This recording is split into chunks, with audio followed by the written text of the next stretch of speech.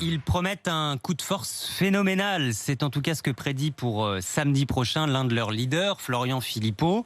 Les manifestants contre le pass sanitaire sont de plus en plus nombreux en France. On l'a vu, plus de 200 000 personnes ont défilé samedi. C'est 40 000 de plus que le week-end précédent et c'est à chaque fois comme ça 40 000 de plus.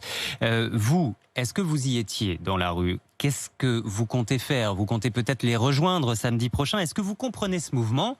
Est-ce que vous le soutenez ? Vous êtes les bienvenus au 32-16 pour témoigner ce matin. En attendant, regardons un peu qui sont ceux qui étaient dans la rue samedi. Reportage RMC, Manon Aversa avec Romain Houg.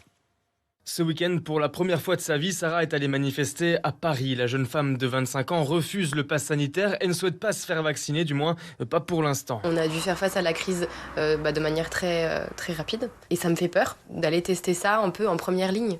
Concrètement, j'ai peur d'être un cobaye. Ça me donne l'impression que je le suis. Et non, j'ai pas envie.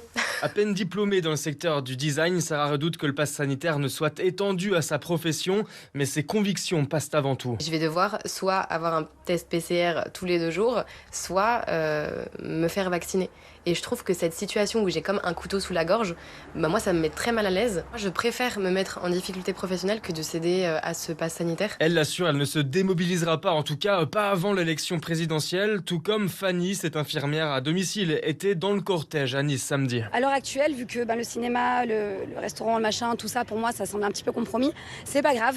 De toute façon, mon énergie, je vais la mettre là, avec les gens qui sont avec nous, pour faire un mouvement d'autant plus grand. Et on se donne à peu près tous rendez-vous samedi prochain pour une énorme manifestation, un gros rassemblement. Comme elle, ils sont nombreux à espérer voir le mouvement perdurer, se structurer. Certains, en tout cas, imaginent de nouvelles formes de mobilisation.